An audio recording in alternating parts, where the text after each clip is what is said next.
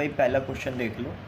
What compelled दस the Louis 16 to increase the taxes. Louis 16 ने क्या बात कही कि ताकि टैक्स बढ़ा दिए जाए। Louis 16 he was 20 years old, married to the Austrian princess Marie एंटोनियन।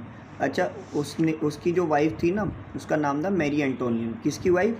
Louis 16 की। 20 साल का मतलब 20 साल तक उसने राज किया। France help the 13 American colonies to gain their independence from the common enemies Britain. France ने 13 कॉलोनीज़ की हेल्प की थी उनको आज़ादी दिलाने में, क्योंकि उनका एक ही दुश्मन था, ब्रिटेन। ये बात मैंने आपको पहले बता दी थी।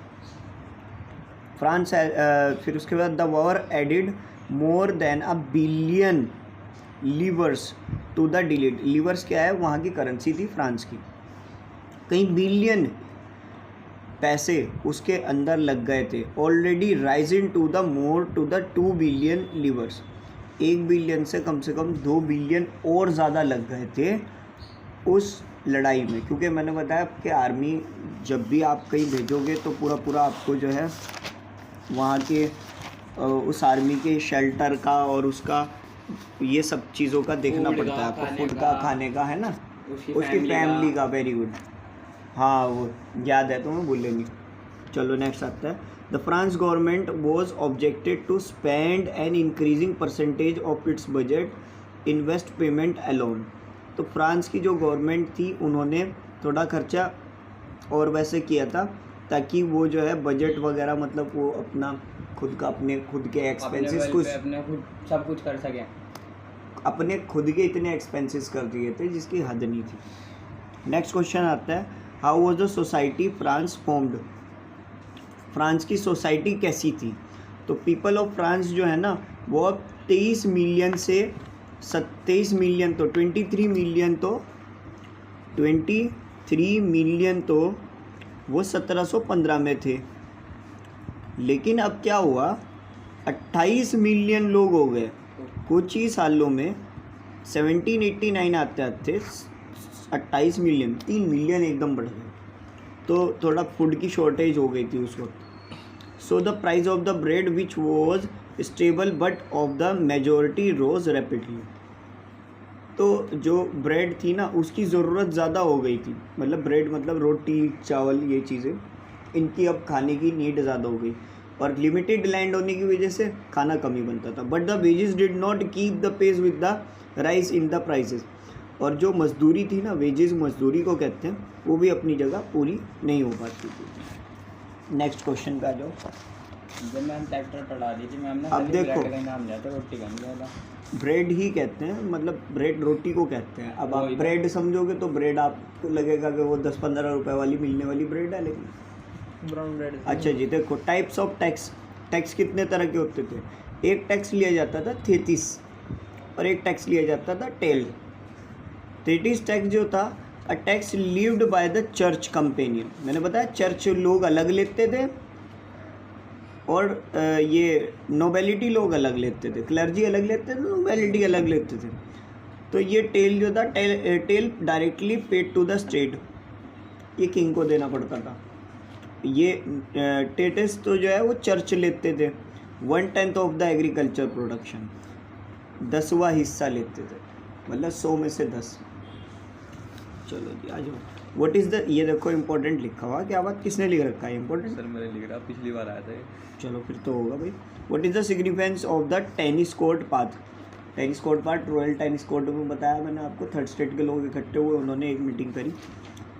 20 June they assembled in the hall of one indoor tennis court in the government of the Versailles. They declared themselves a national assembly. 20 जून की बात है, वो सब जो हैं इंडोर एक टेनिस कोर्ट के अंदर इकट्ठे होते हैं। ये फ़ोटो था, फ़ोटो दिखा दो। नेशनल असेंबली के अंदर वो इकट्ठे हुए।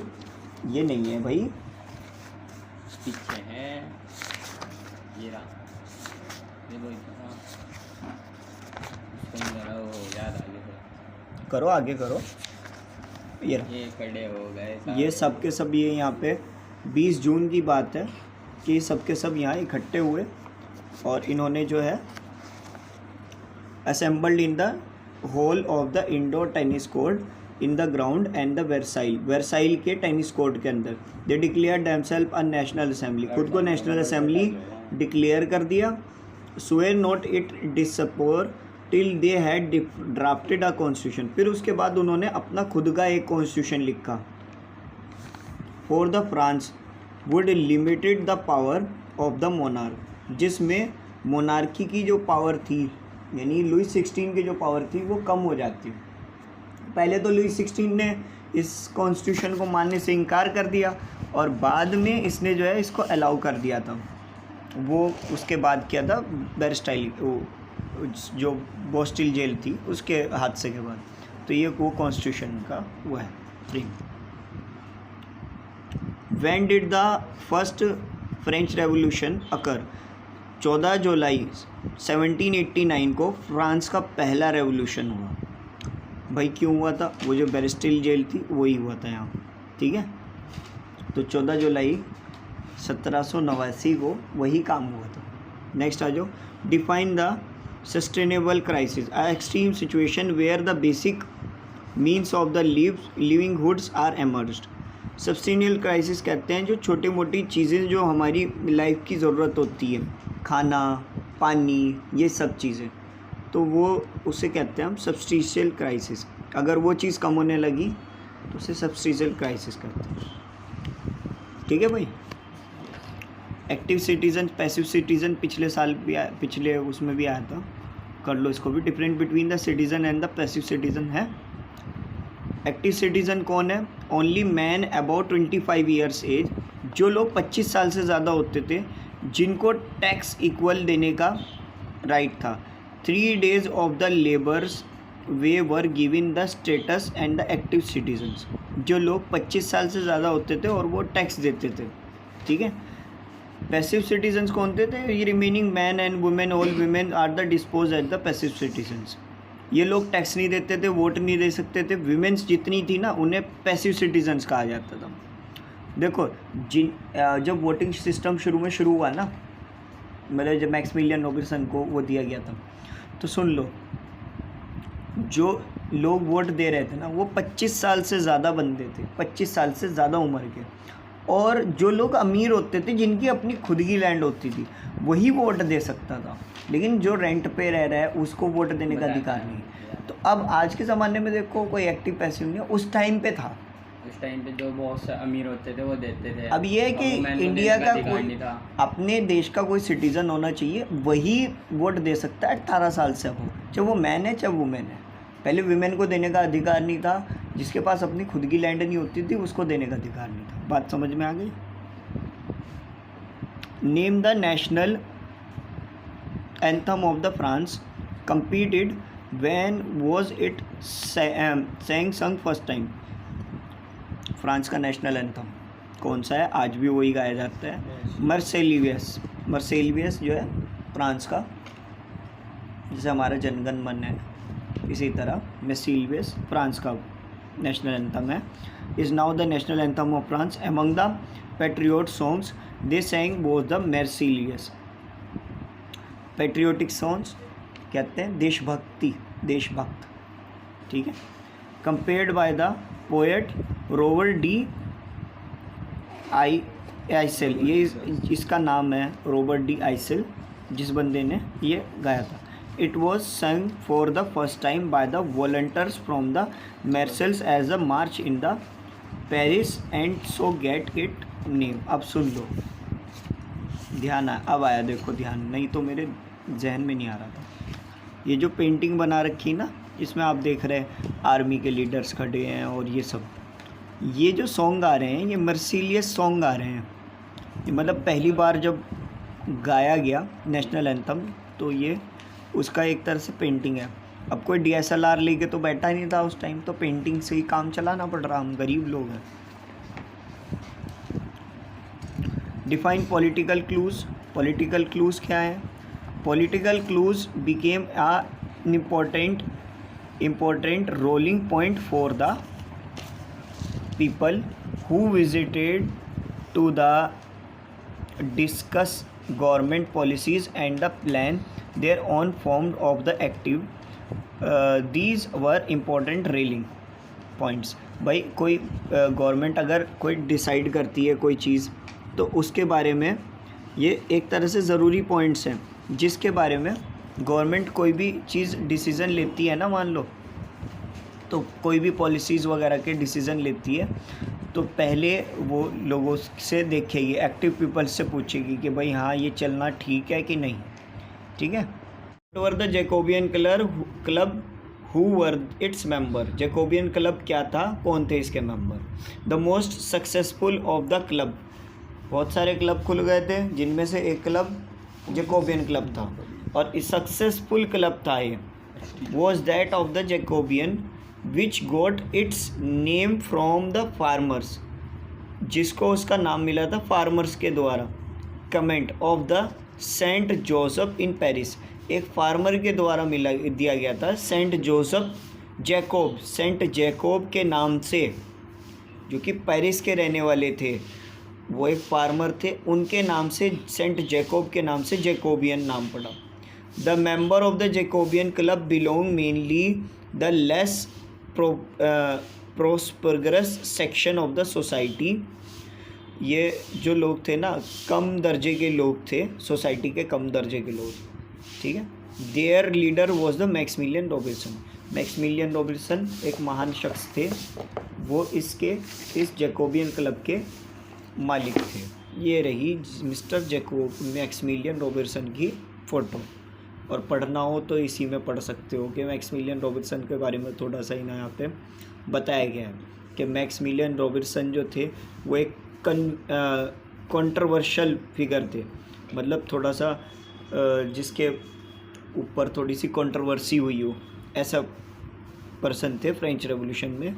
और जब ये Robinson help to bring about the region of terror, Robinson को रीजन ऑफ टेरर की वजह से भी याद किया जाता था, क्योंकि जब ये इलेक्शन में जीत गया और जीतने के बाद जो इन्होंने अपने जो भी वो निकाले कानून, तो वो जो टाइम याद किया जाता है रीजन ऑफ टेरर के नाम से याद किया जाता है, ठीक है।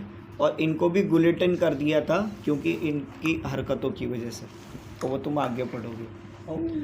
विच period of the French history is known as the region of terror. अब वही क्वेश्चन उसका मैक्समिलियन का, तो रीजन ऑफ टेरर के नाम से कौन सा वक्त याद किया जाता है। तो द पीरियड 1793 में इनको प्रेसिडेंट बना दिया था, इलेक्शन में जीत गए थे। 1794 तक के रहे, 1 साल तक के रहे, जब 5 साल 4 साल का कोई सिस्टम नहीं था, 1 साल तक का।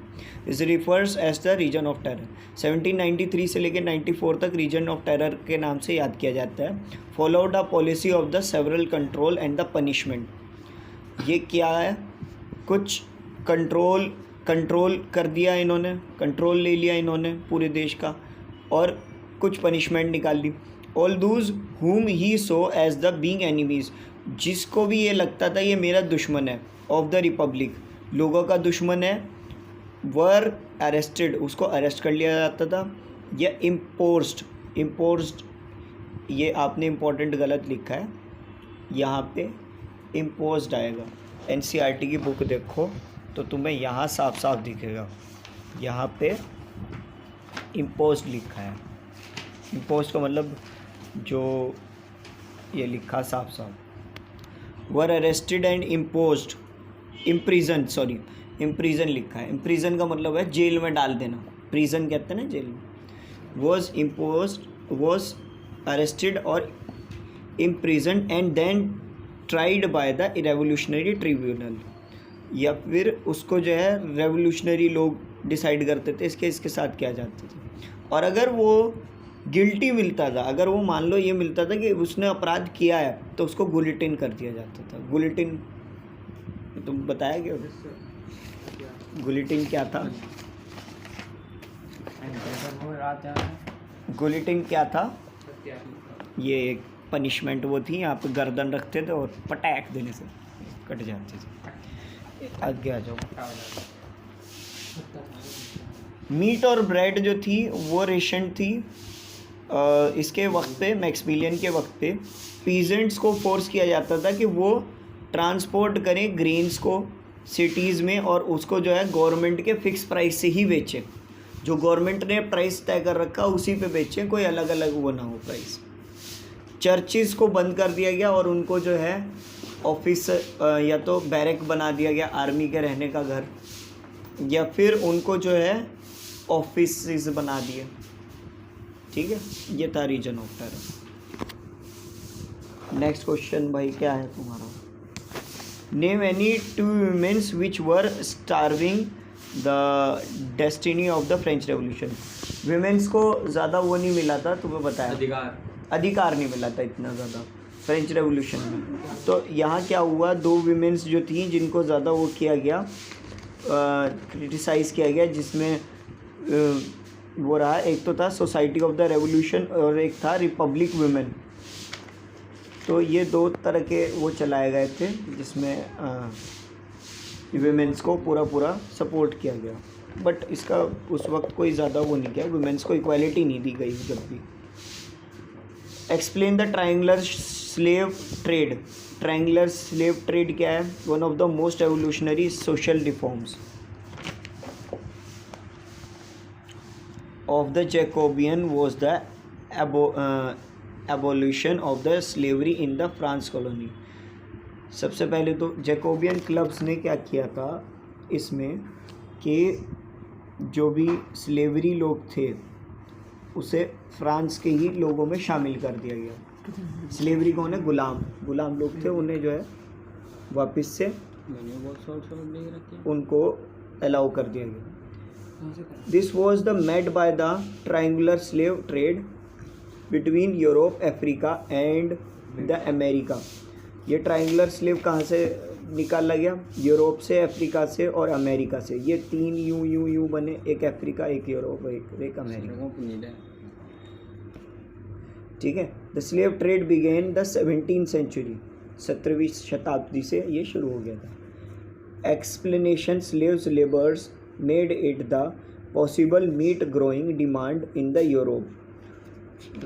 जैसे कि पॉपुलेशन बढ़ रही थी उस हिसाब से ये वो कर दिया गया। हाँ जी, क्या बात हो गई?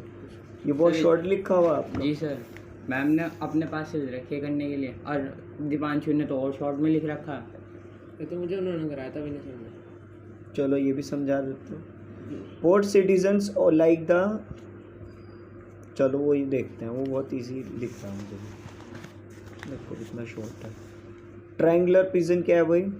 अब देखो वही चीज़ आ गई।